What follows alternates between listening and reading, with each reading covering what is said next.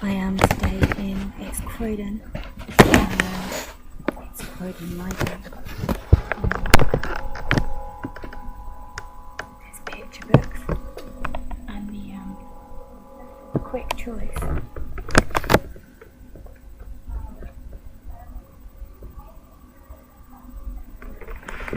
By one of my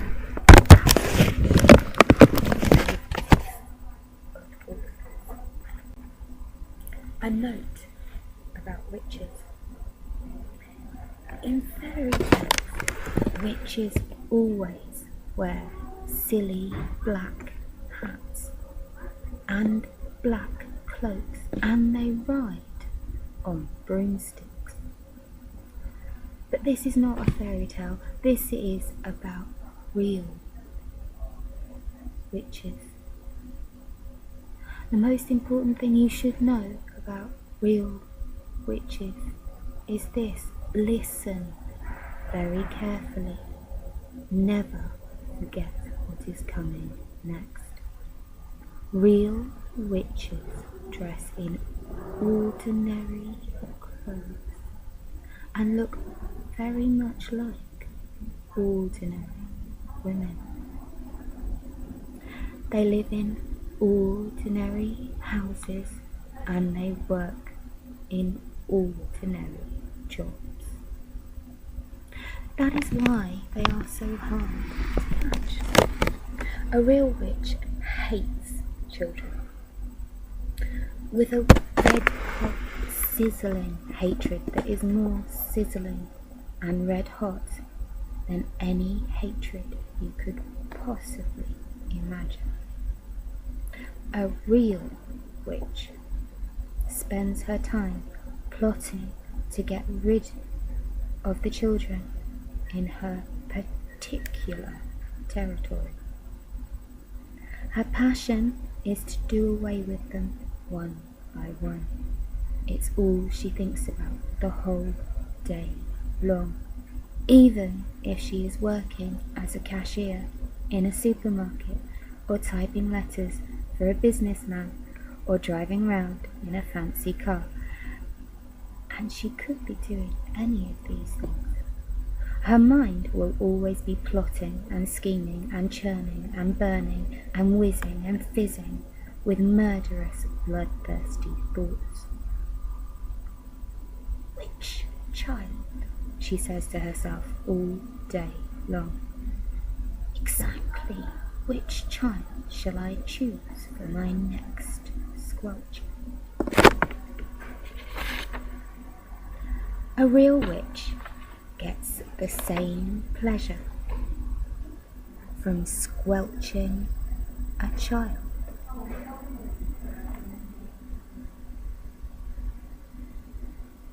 as you get from eating a plateful of strawberries and thick cream. She reckons on doing away with one child a week. Anything less than that and she becomes grumpy. One child a week is 52 a year. Squish them and squiggle them and make them disappear. That is the motto for all witches. Very carefully a victim is chosen, then the witch stalks the wretched child like a hunter stalking a little bird in the forest. She treads softly, she moves quietly, she gets closer and closer. Then at last, when everything is ready, she swoops, sparks fly, flames leap, oil boils. That's how skin shivers and the child disappears. A witch, you must understand, does not knock children on the head or stick knives into them or shoot them with a pistol. People who do these things get caught by the police. A witch never gets caught. Don't forget that she has magic in her fingers and devilry dancing in her blood. She can make stones jump about like frogs, and she can make tongues of flame go flickering across the surface of the water. These magic powers are very frightening. Luckily, there are not a great number of real witches in the world today, but there are still quite enough to make you nervous. In England, there are probably about 100 of them altogether. Some countries have more, others have not quite so many. No country in the world is completely free from witches. A witch is always a woman. I do not wish to speak badly about women. Most women are lovely, but the fact remains that all witches are women. There is no such thing as a male witch. On the other hand, a ghoul is always a male. So indeed is a Barghest, not a boggart.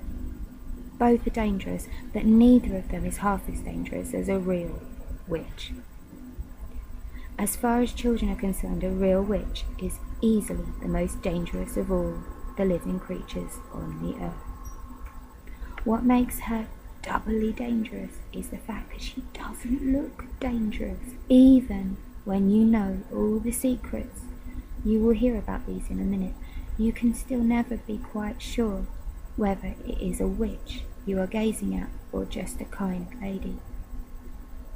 If a tiger were able to make himself look like a large dog with a waggly tail, you would probably go up and pat him on the head, and that would be the end of you. It's the same with witches. They all look like nice ladies. Kindly examine the picture below.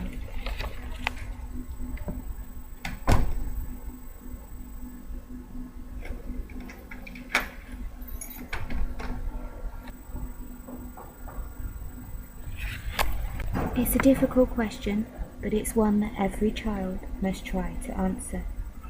For you all know a witch might be living next door to you. For all you know, a witch might be living next door to you right now. Or she might be the woman with bright eyes who sat opposite you on the bus this morning. She might be the lady with the dazzling smile who offered you a sweet from a white paper bag in the street before lunch. She might even, and this will make you jump, she might even be your lovely school teacher who is reading these words to you at this very moment. Look very carefully at that teacher. Perhaps she is smiling at the absurdity of such a suggestion. Don't let that put you off. It could be part of her cleverness. I am not, of course, telling you for 1 second your teacher is actually a witch. All I'm saying is that she might be one. It is most unlikely, but, and here comes the big but, it's not impossible. Oh, if only there were a way of telling for sure whether a woman was a witch or not, then we could round them all up and put them in the meat grinder. Unhappily, there is no such way, but there are a number of little signals you can look out for, little quirky habits that all witches have in common, and if you know about these, if you remember them always, then you might just possibly manage to escape from being squelched before you're very much older.